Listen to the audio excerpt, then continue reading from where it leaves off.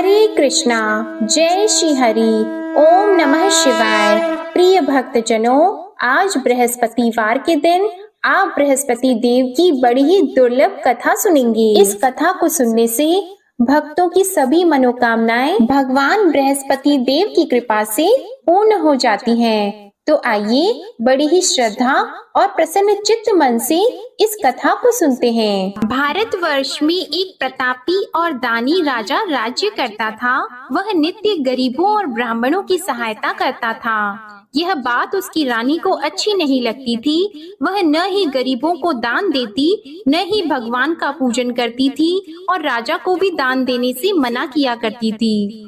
एक दिन राजा शिकार खेलने वन को गए हुए थे, तो रानी महल में अकेली थी। उसी समय बृहस्पति देव साधु वेश में राजा के महल में भिक्षा लेने के लिए गए और भिक्षा मांगी, तो रानी ने भिक्षा देने से इनकार कर दिया और कहा, हे साधु महाराज, मैं तो दान पुण्य से तंग आ गई हूँ। मेरा पति सारा धन लुटाते रहते हैं। मेरी इच्छा है कि हमारा धन नष्ट हो जाए, फिर न रहेगा बांस, न बजेगी बांसुरी। साधु ने कहा, देवी तुम तो बड़ी विचित्र हो। धन संतान तो सभी चाहते हैं, पुत्र और लक्ष्मी तो पापी के घर भी होने चाहिए। यदि तुम्हारे पास अधिक धन है तो भूखों को भोजन दो, प्यासों के लिए प्याऊ बनवाओ, मुसाफिरों के लिए धर्मशालाएं खुलवाओ। जो निर्धन अपनी कुंवारी कन्याओं का विवाह नहीं कर सकते, उनका विवाह करा दो। ऐसे और कई काम हैं जिनके करने से तुम्हारा यश लोक और परलोक में फैलेगा। परंतु रानी पर उपदेश का कोई प्रभाव नहीं पड़ा। वह बोली, महाराज आप मुझे कुछ न समझाएं, मैं ऐसा धन नहीं चाहती जो हर जगह बांटती फिरूं। साधु ने उत्तर दिया, यदि तुम्हारी ऐसी इच्छा है तो तथास्तु। तुम ऐसा करना कि बृहस्पतिवार को घर लीपकर पीली मिट्टी से अपना सिर धोकर स्नान करना, भट्टी चढ़ाकर कपड़े धोना। ऐसा करने से आपका सारा धन नष्ट हो जाएगा। इतना कहकर वह साधु महाराज वहाँ से आलोक हो गए और साधु के अनुसार कही बातों को पूरा करते हुए रानी को केवल 3 बृहस्पतिवार ही बीते थे कि उसकी समस्त धन संपत्ति नष्ट हो गई। भोजन के लिए राजा का परिवार तरसने लगा। तब एक दिन राजा ने रानी से बोला कि हे रानी, तुम यहीं रहो, मैं दूसरे देश को जाता हूँ, क्योंकि यहाँ पर सभी लोग मुझे जानते हैं, इसलिए मैं कोई छोटा कार्य नहीं कर सकता। ऐसा कहकर राजा परदेश चला गया। वह जंगल से लकड़ी काट कर लाता और शहर में बेचता था। इस तरह वह अपना जीवन व्यतीत करने लगा। इधर राजा के परदेश जाते ही रानी और दासी दुखी रहने लगी। एक बार जब रानी और दासी को 7 दिन तक बिना भोजन के रहना पड़ा, तो रानी ने अपनी दासी से कहा, हे दासी, पास ही के नगर में मेरी बहन रहती है, वह बड़ी धनवान है। तू उसके पास जा और कुछ लेकर आ, ताकि थोड़ा बहुत गुजार बसर हो सके। रानी दासी की बहन के पास गई। उस दिन गुरुवार था और रानी की बहन उस समय बृहस्पतिवार व्रत की कथा सुन रही थी। दासी ने रानी की बहन को अपनी रानी का संदेश दिया, लेकिन रानी की बड़ी बहन ने कोई उत्तर नहीं दिया। जब दासी को रानी की बहन से कोई उत्तर नहीं मिला, तो वह बहुत दुखी हुई और उसे क्रोध भी आया। दासी ने वापस आकर रानी को सारी बात बता दी। सुनकर रानी ने अपने भाग्य को कोसा। उधर रानी की बहन ने सोचा कि मेरी बहन की दासी आई थी, परंतु मैं उससे नहीं बोली, इससे वह बहुत दुखी हुई होगी। कथा सुनकर और पूजन समाप्त करके वह अपनी बहन के घर आई और कहने लगी, हे बहन, मैं बृहस्पतिवार का व्रत कर रही थी, तुम्हारी दासी मेरे घर आई थी, परंतु जब तक कथा होती है तब तक न तो उठते हैं और न ही बोलते हैं, इसलिए मैं नहीं बोली। कहो दासी क्यों गई थी? रानी बोली, बहन तुमसे क्या छिपाऊं, हमारे घर में खाने तक को अनाज नहीं था। ऐसा कहते कहते रानी की आंखें भर आई। उसने दासी समेत पिछले 7 दिनों से भूखे रहने तक की बात अपनी बहन को विस्तार पूर्वक सुना दी। रानी की बहन बोली, देखो बहन, भगवान बृहस्पति सबकी मनोकामना को पूर्ण करते हैं। देखो शायद तुम्हारे घर में अनाज रखा हो। पहले तो रानी को विश्वास नहीं हुआ, पर बहन के आग्रह करने पर उसने अपनी दासी को अंदर भेजा तो उसे सचमुच अनाज से भरा एक घड़ा मिल गया। यह देखकर दासी को बड़ी हैरानी हुई। दासी रानी से कहने लगी, हे रानी, जब हमको भोजन नहीं मिलता तो हम व्रत ही तो करते हैं, इसलिए क्यों न इनसे व्रत और कथा की विधि पूछ ली जाए ताकि हम भी व्रत कर सकें। तब रानी ने अपनी बहन से बृहस्पतिवार व्रत के बारे में पूछा।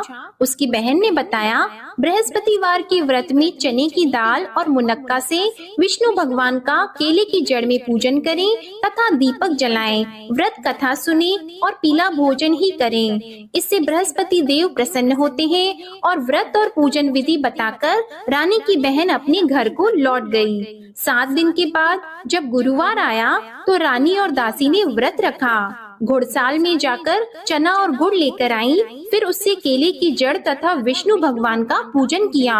अब पीला भोजन कहाँ से आए, इस बात को लेकर दोनों बहुत दुखी थी। चूँकि उन्होंने व्रत रखा था, इसलिए बृहस्पति देव उनसे प्रसन्न थे। इसलिए वे एक साधारण व्यक्ति का रूप धारण करके 2 थालों में सुंदर पीला भोजन दासी को दे गए।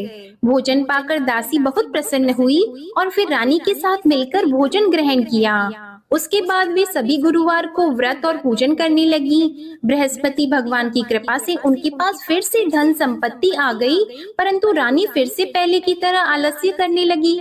तब दासी बोली, देखो रानी, तुम पहले भी इस प्रकार आलस्य करती थी, तुम्हें धन रखने में कष्ट होता था, इस कारण सभी धन नष्ट हो गया, और अब जब भगवान बृहस्पति की कृपा से धन मिला है तो तुम्हें फिर से आलस्य होता है। रानी को समझाते हुए दासी कहती है कि बड़ी मुसीबतों के बाद हमने यह धन पाया है, इसलिए हमें दान पुण्य करना चाहिए, भूखे मनुष्यों को भोजन कराना चाहिए और धन को शुभ कार्यों में खर्च करना चाहिए, जिससे तुम्हारे कुल का यश बढ़ेगा, स्वर्ग की प्राप्ति होगी और पितृ प्रसन्न होंगे। दासी की बात मानकर रानी अपना धन शुभ कार्यों में खर्च करने लगी, जिससे पूरे नगर में उसका यश फैलने लगा। उधर एक दिन राजा दुखी होकर जंगल में एक पेड़ के नीचे आसन जमाकर बैठ गया। वह अपनी दशा को याद करके व्याकुल होने लगा। बृहस्पतिवार का दिन था। एकाएक उसने देखा कि निर्जन वन में एक साधु प्रकट हुए। वह साधु वेश में स्वयं बृहस्पति देवता थे। लकड़हारे के सामने आकर बोले, हे लकड़हारे, इस सुनसान जंगल में तू इतना चिंता मग्न क्यों बैठा है? लकड़हारे ने दोनों हाथ जोड़कर प्रणाम किया और उत्तर दिया, महात्मा जी, आप सब कुछ जानते हैं, मैं क्या कहूँ। यह कहकर रोने लगा और साधु को अपनी आत्म कथा सुनाई। महात्मा जी ने कहा, तुम्हारी स्त्री ने बृहस्पतिवार के दिन बृहस्पति भगवान का निरादर किया है, जिसके कारण रुष्ट होकर उन्होंने तुम्हारी यह दशा कर दी। अब तुम चिंता को दूर करके मेरे कहने पर चलो तो तुम्हारे सब कष्ट दूर हो जाएंगे और भगवान पहले से भी अधिक संपत्ति देंगे। तुम बृहस्पति के दिन कथा किया करो, 2 पैसे के चने मुनक्का लाकर उसका प्रसाद बनाओ और शुद्ध जल से लोटे में शक्कर मिलाकर अमृत तैयार करो।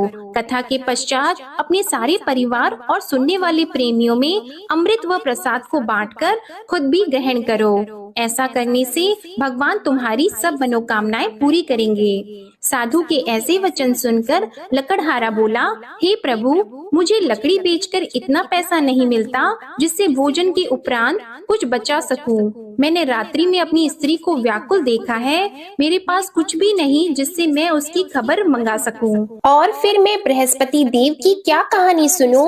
मुझको तो कुछ भी मालूम नहीं है। साधु ने कहा, हे लकड़हारी, तुम किसी बात की चिंता मत करो। बृहस्पतिवार के दिन तुम रोजाना की तरह लकड़ियां लेकर शहर को जाओ।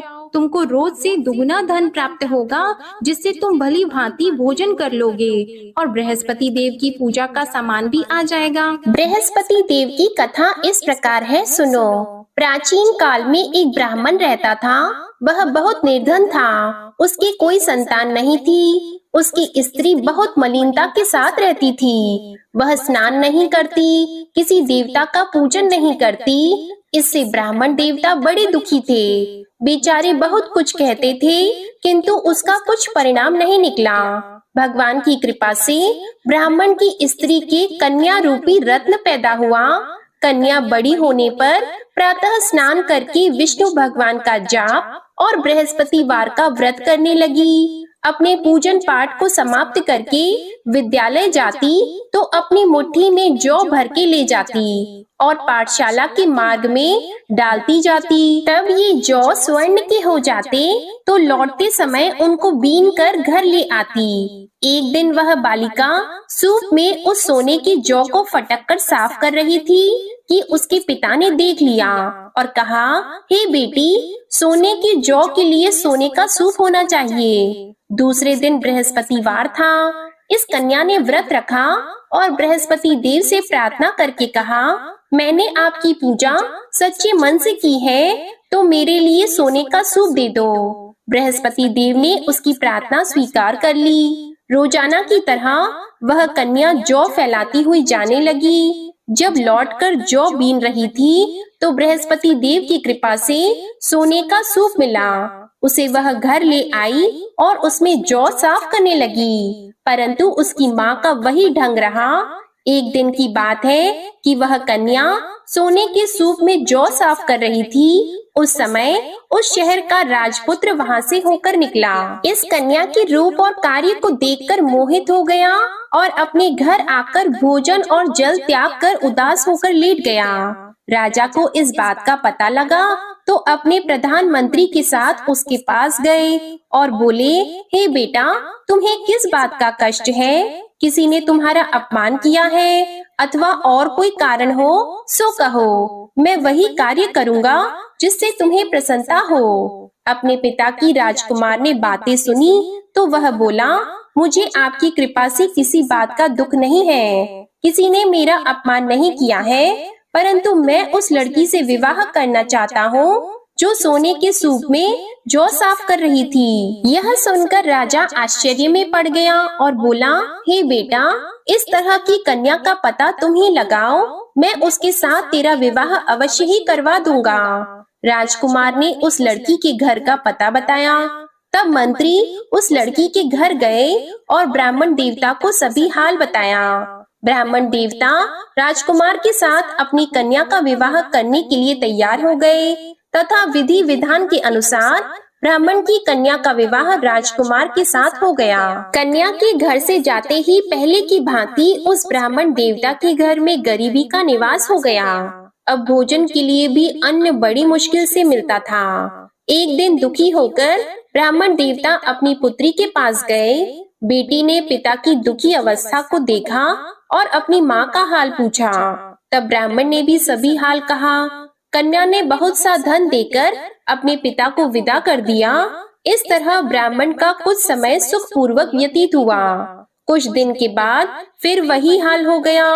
ब्राह्मण फिर अपनी कन्या के यहाँ गया और सारा हाल कहा तो लड़की बोली, हे पिताजी, आप माताजी को यहाँ ले आओ, मैं उन्हें विधि बता दूंगी जिससे उनकी गरीबी दूर हो जाए। वह ब्राह्मण देवता अपनी स्त्री को साथ लेकर पहुँचे तो अपनी माँ को समझाने लगी कि हे माँ, तुम प्रातः काल प्रथम स्नान आदि करके विष्णु भगवान का पूजन करो तो सब दरिद्रता दूर हो जाएगी। परंतु उसकी माँ ने एक भी बात नहीं मानी और प्रातः काल उठकर अपनी पुत्री के बच्चों की जूठन को खा लिया।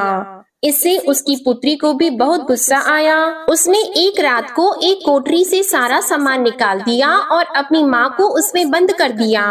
प्रातः उसमें से उसे निकाला तो स्नान आदि करा के पूजा पाठ करवाया तो उसकी माँ की बुद्धि ठीक हो गई। इसके बाद वह नियम से पूजा पाठ करती और प्रत्येक बृहस्पतिवार को व्रत रखने लगी। इस व्रत के प्रभाव से उसके माता और पिता बहुत ही धनवान और पुत्रवान हो गए और बृहस्पति देवता के प्रभाव से इस लोक के सुख को भोगकर अंत में स्वर्ग को प्राप्त हुए।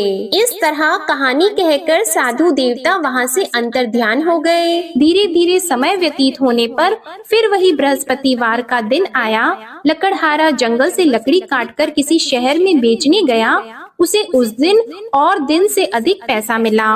राजा ने चना गुड़ आदि लाकर गुरुवार का व्रत किया। उस दिन से उसके सभी क्लेश दूर हो गए।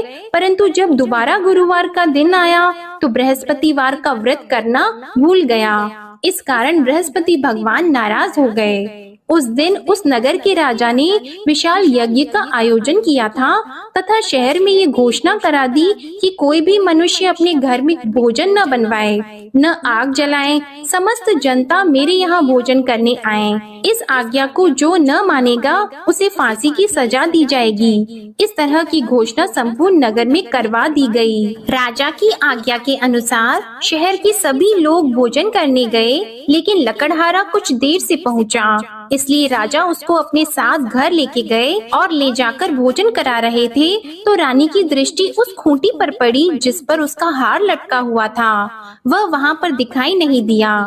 रानी ने निश्चय किया कि मेरा हार इस मनुष्य ने चुरा लिया है। उसी समय सिपाहियों को बुलाकर उसको कारागार में डलवा दिया। जब लकड़हारा कारागार में पड़ गया और बहुत दुखी होकर विचार करने लगा कि न जाने कौन से पूर्व जन्म के कर्म से मुझे यह दुख प्राप्त हुआ है, और उसी साधु को याद करने लगा जो कि जंगल में मिला था। उसी समय तत्काल बृहस्पति देव साधु के रूप में प्रकट हुए और उसकी दशा को देखकर कहने लगे, अरे मूर्ख, तूने बृहस्पति देव की कथा नहीं करी, इस कारण तुझे दुख प्राप्त हुआ है। अब चिंता मत कर, बृहस्पतिवार के दिन कारागार के दरवाजे पर 4 पैसे पड़े मिलेंगे, उनसे तू बृहस्पति देव की पूजा करना, तेरे सभी कष्ट दूर हो जाएंगे। बृहस्पतिवार के दिन उसे 4 पैसे मिले। लकड़हारे ने कथा कही। उसी रात्रि को बृहस्पति देव ने उस नगर के राजा को स्वप्न में कहा, हे राजा, तुमने जिस आदमी को कारागार में बंद कर दिया है वह निर्दोष है, वह राजा है, उसे छोड़ देना। रानी का हार उसी खूंटी पर लटका है, अगर तू ऐसा नहीं करेगा तो मैं तेरे राज्य को नष्ट कर दूंगा। इस तरह रात्रि के स्वप्न को देखकर राजा प्रातः काल उठा और खूंटी पर हार देखकर लकड़हारे को बुलाकर क्षमा मांगी और लकड़हारे को योग्य सुंदर वस्त्र आभूषण देकर विदा कर दिया। बृहस्पति देव की आज्ञा के अनुसार लकड़हारा अपने नगर को चल दिया। राजा जब अपने नगर के निकट पहुंचा तो उसे बड़ा आश्चर्य हुआ। नगर में पहले से अधिक बाग, तालाब, कुएं तथा बहुत सी धर्मशाला, मंदिर आदि बन गई हैं। राजा ने पूछा, यह किसका बाग और धर्मशाला है? तब नगर के सब लोग कहने लगे, यह सब रानी और बंदी के हैं। तो राजा को आश्चर्य हुआ और गुस्सा भी आया। जब रानी ने यह खबर सुनी कि राजा आ रहे हैं तो उन्होंने दासी से कहा, हे दासी, देख राजा हमको कितनी बुरी हालत में छोड़ गए थे। हमारी ऐसी हालत देखकर वह लौट न जाएं, इसलिए तू दरवाजे पर खड़ी हो जा। आज्ञा के अनुसार दासी दरवाजे पर खड़ी हो गई। राजा आए तो उन्हें अपने साथ लेकर आई। तब राजा ने क्रोध करके अपनी रानी से पूछा कि यह धन तुम्हें कैसे प्राप्त हुआ है? तब उन्होंने कहा, हमें यह सब धन बृहस्पति देव के इस व्रत के प्रभाव से प्राप्त हुआ है। राजा ने निश्चय किया कि 7 रोज बाद तो सभी बृहस्पति देव का पूजन करते हैं, परंतु मैं प्रतिदिन दिन में 3 बार कहानी और रोज व्रत किया करूंगा। अब हर समय राजा के दुपट्टे में चने की दाल बंदी रहती और दिन में 3 बार कहानी कहते। एक रोज राजा ने विचार किया कि चलो अपनी बहन के यहाँ हो आवे। इस तरह निश्चय करके राजा घोड़े पर सवार होकर अपनी बहन के यहाँ को चलने लगा। मार्ग में उसने देखा कि कुछ आदमी एक मुर्दे को लिए जा रहे हैं। उन्हें रोककर राजा कहने लगा, अरे भाइयों, मेरी बृहस्पति देव की कथा सुन लो। वे बोले, लो हमारा तो आदमी मर गया है, इसको अपनी कथा की पड़ी है। परंतु कुछ आदमी बोले, अच्छा कहो, हम तुम्हारी कथा भी सुनेंगे। राजा ने दाल निकाली और जब कथा आधी हुई थी कि मुर्दा हिलने लग गया, और जब कथा समाप्त हो गई तो राम राम करके मनुष्य उठकर खड़ा हो गया। आगे मार्ग में उसे एक किसान खेत में हल चलाता मिला तो राजा ने उसे देखकर बोला, अरे भैया, तुम मेरी बृहस्पतिवार की कथा सुन लो। किसान बोला, जब तक मैं तेरी कथा सुनूंगा तब तक 4 हरैया जोत लूंगा। जा अपनी कथा किसी और को सुनाना। इस तरह राजा आगे चलने लगा। राजा के हटते ही बैल पछाड़ खाकर गिर गए और किसान के पेट में बड़ी जोर का दर्द होने लगा। उस समय उसकी माँ रोटी लेकर आई और उसने जब यह देखा तो अपने पुत्र से सब हाल पूछा और बेटे ने सभी हाल कह दिया। तो बुढ़िया दौड़ी दौड़ी उस घुड़सवार के पास गई और उससे बोली कि मैं तेरी कथा सुनूंगी, तू अपनी कथा मेरे खेत पर चलकर ही कहना। राजा ने बुढ़िया के खेत पर जाकर कथा कही, जिसके सुनते ही वह बैल उठकर खड़े हुए तथा किसान के पेट का दर्द भी बंद हो गया। राजा अपनी बहन के घर पहुंचा। बहन ने भाई की खूब मेहमानी की। दूसरे रोज प्रातः काल राजा जगा तो वह देखने लगा कि सब लोग भोजन कर रहे हैं। राजा ने अपनी बहन से कहा, ऐसा कोई मनुष्य है जिसने भोजन नहीं किया हो? मेरे बृहस्पतिवार की कथा सुन ले। बहन बोली, हे भैया, यह देश ऐसा है कि पहले यहाँ लोग भोजन करते हैं, बाद में अन्य काम करते हैं। अगर कोई पड़ोस में हो तो देख आऊं। वह ऐसा कहकर देखने चली गई, परंतु उसे कोई ऐसा व्यक्ति नहीं मिला जिसने भोजन न किया हो। अतः वह एक कुम्हार के घर गई जिसका लड़का बीमार था। उसे मालूम हुआ कि उनके यहाँ 3 रोज से किसी ने भोजन नहीं किया है। रानी ने अपने भाई की कथा सुनने के लिए कुम्हार से कहा। वह तैयार हो गया। राजा ने जाकर बृहस्पतिवार की कथा कही, जिसको सुनकर उसका लड़का ठीक हो गया। अब तो राजा की प्रशंसा होने लगी। एक रोज राजा ने अपनी बहन से कहा कि हे बहन, हम अपने घर को जाएंगे, तुम भी तैयार हो जाओ। राजा की बहन ने अपनी सास से कहा तो सास ने कहा, हाँ चली जा, परंतु अपने लड़कों को मत ले जाना, क्योंकि तेरे भाई की कोई औलाद नहीं है। बहन ने अपने भैया से कहा, हे भैया, मैं तो चलूंगी पर कोई बालक नहीं चलेगा।